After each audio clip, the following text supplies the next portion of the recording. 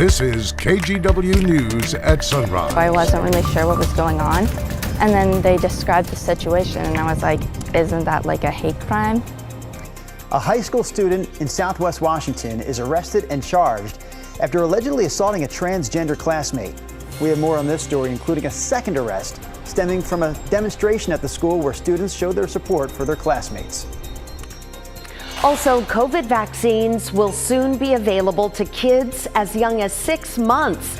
What still needs to happen before children can get the shot? Plus. Now, you seem like you're a little younger than me, so this may have been before your time. Oh, you are younger than me. Yeah. You know it. Yeah, very much so. Oh, you're very much younger than me? Wow. Is that any way to treat a dad? Respect. A dad who's out there working hard on the street like that, trying to put together a Father's Day segment? I don't think so. But this much I do know. We have a Father's Day edition of Drew and You coming up here at 5:15. That young man was a trip. He was fire. He is a big part of that segment, by the way, coming up again in 15 minutes. Well, happy Father's Day early to both of you. Do you guys have plans? Yeah, I think, we're going to barbecue later in the day, basically just spend some family time together. I would think he's been talking about Father's Day since I think February. Absolutely. So I would think you would have a full agenda set to go for Sunday. Honestly, the main thing I like to do on Father's Day is make sure it's a day where I get to spend time with my beautiful family. And that's it. And the U.S. Soft heart. And I'll be watching some of the U.S. Open on NBC. I'm only doing that because it's on NBC. Sure you are. The weather's still looking good for your day? The weather looks horrible today, Brenda B. No, for your day. Oh, for Father's Day. Yes. Yeah, I think so. All right, yeah. get to it. Back to the bad day. Now back to the bad day. All right, a couple things to know. Number one, this has been going on for hours. All of this thunderstorm action. You see the little flash symbols racing up the Cascades. Now over Mount Bachelor, making a beeline toward Mount Jefferson. Everything moving to the north. Rain slowly moving across the Marion County line up towards Salem right now. We are dry in Portland. We have cloudy skies. We're at 56 degrees. Final day of the season of doing a bus stop. I do believe nearly all of the districts will be out no later than after today. Rainy areas at 8 o'clock this morning, absolutely in Portland up through Vancouver at 56 degrees. Still around at noon. It's scattered stuff and only about 60 mid-afternoon when the kids get out of school. I will tell you there's a chance of some of that thunderstorm activity over the mountains migrating back into the valleys. So it's a good day. Just kind of keep an eye on the sky for possible stormy situations. Back to you. You bet, Rob. Thank you. Our top story at 5, a Kalama high school student is charged with assault and a hate crime, accused of attacking a transgender classmate. Police say the 16-year-old suspect used anti-gay slurs, then physically attacked the teen at school. Alma McCarty has the latest. I went up to my friends and I was like, what is going on? Layla Mumford, a junior at Kalama High School, was troubled when she witnessed part of an altercation among students at the beginning of last week. I wasn't really sure what was going on. And then they described the situation and I was like, isn't that like a hate crime? Kalama police say 2 students were shouting anti-gay slurs as they walked behind the victim and a second student, who are both transgender. Police Chief Rafael Herrera said the victim took a swing at one of the 2 in response. One of the students taunting them backed off, but the other, he says, stepped in. Our victim went to the ground, and the suspect continued to deliver blows while repeating those same slurs. Unfortunately, it also ended in a kick to the victim's head, resulting in a concussion that required some hospital care. A week later, that suspect, a 16-year-old student, was charged with both assault and a hate crime offense. Several students organized a walkout to show their support for the injured teen and transgender rights. One that ended, the chief said, with a second student arrested and charged with a misdemeanor for telling a fellow student he wanted to aim an automatic machine gun in the direction of the group. An incident still under investigation. Every member of the Kalama community deserves an opportunity to live their lives free of any harassment, threats, or violence. It's devastating to see. Seth Johnstone of Basic Rights Oregon. It can be, catastrophic. 82% of our youth experience anti-LGBTQ rhetoric or bullying. And Jess Guerrero, a pediatric social worker with OHSU's Transgender Health Program. When there are incidents like this, we definitely see upticks in anxiety. Stress that trans youth deserve protection and should feel safe, especially in their schools. Folks might wake up and feel really good in their skin and then sign on to social media and see this and think, can I go to school safely today? Who will have my back? I think it's really important for us to have zero tolerance policies for bullying. It's really important for parents to know that there's going to be a response, that there's going to be follow through from school leadership that will address how to create an equitable and safe environment. Alma McCarty, KGW News. As early as next week, kids as young as 6 months could become eligible to get the COVID shot.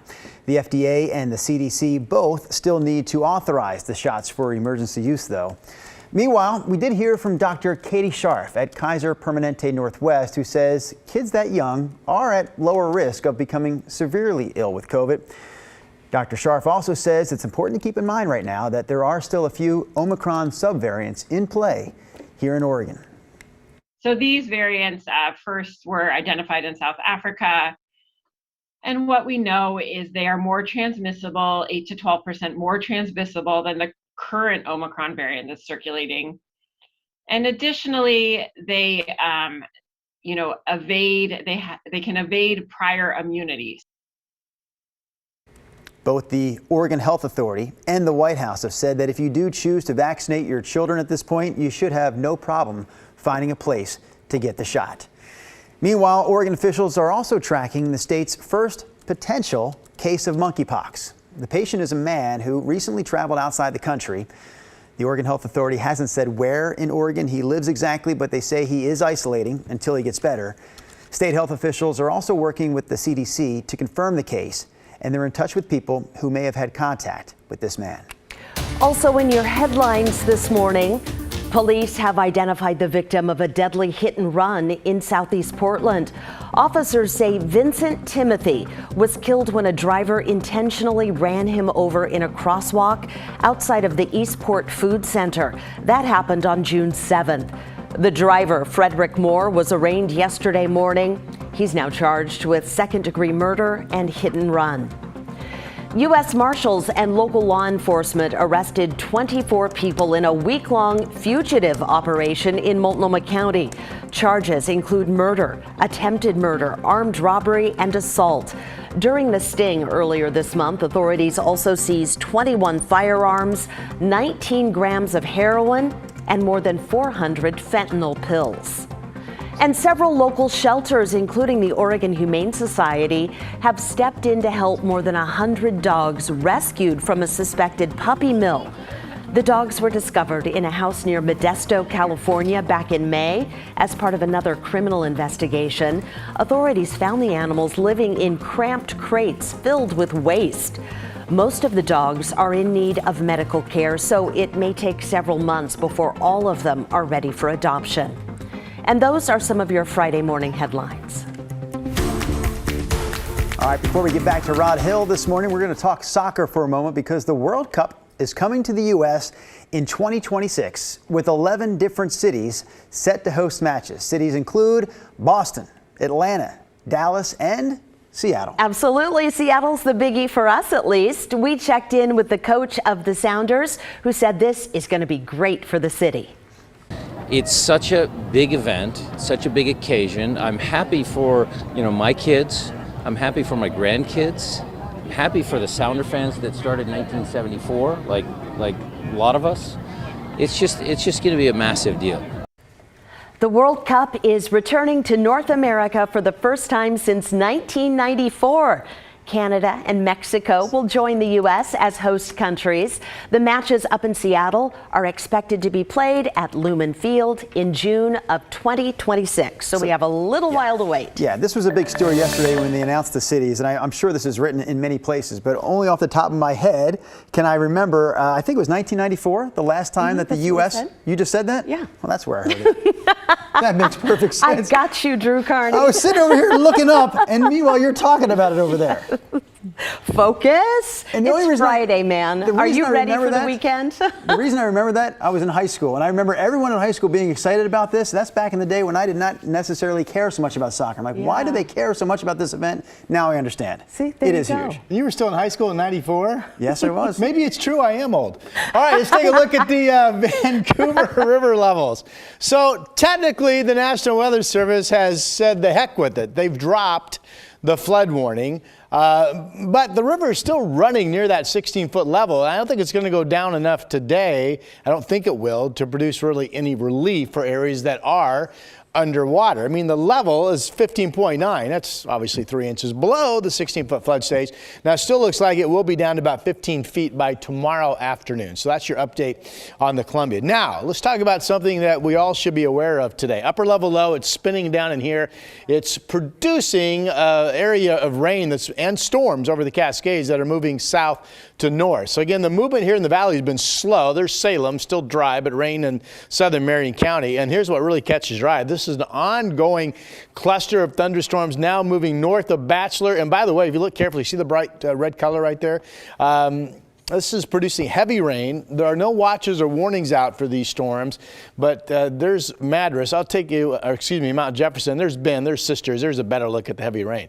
Absolutely, you should be aware with these clusters of storms that there could be a rogue storm produce damaging winds, potentially, certainly very heavy rain. And of course, lightning is always life-threatening. So we have that going on. It's certainly possible we could see a thunderstorm migrate off of the Cascades back into the valley today, but most of this action will be along the Cascades and eventually moving off to the east across central and areas of eastern Oregon. Here's Futurecast at 8 o'clock this morning. It shows that rain is just south of Salem now, moving all the way up into the Longview area. So a wet morning is eventually coming. Then by noon, that'll be breaking into scattered shower activity. Here are your early morning numbers. We're comfortable, 55 in Salem, 56 in Portland. It's 48 degrees in Bend with that thunderstorm activity just off to your southwest at this time. 7-day forecast, just scattered stuff around tomorrow, 65. Father's Day still looks mainly dry, becoming partly cloudy, and 67, 76 for the first Tuesday of summer, which is also the first day of summer. That's my forecast. Absolutely, Rod. Thank you so much. Okay, happy Father's Day to all the dads out there. We're just a couple days away, and we ask you to share some photos of the dad or father figure in your life. Here are a few that we've gotten so far this morning.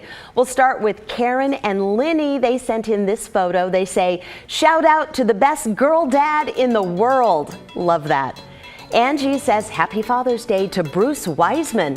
Listen to this, you guys. He is a father to 5 daughters, 15 grandkids, and they say he's a friend to all. And then finally, a viewer sent this in saying, this is my dad, Jim Pomeroy, holding his great-grandson. He's 87 years old and walks 4 miles every day. Greatest role model. Absolutely. What a sweet picture. Send us a shout out to your own dad or the father figure in your life.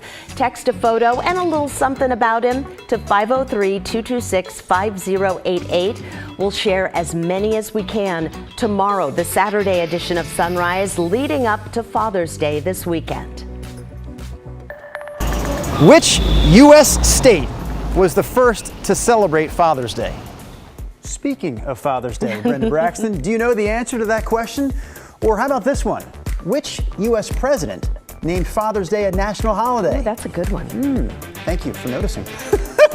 Take your best guess at those and then stick around for a few more, because we're going to have some Father's Day fun this morning here on Sunrise with a brand new Drew and You coming up right after this short break.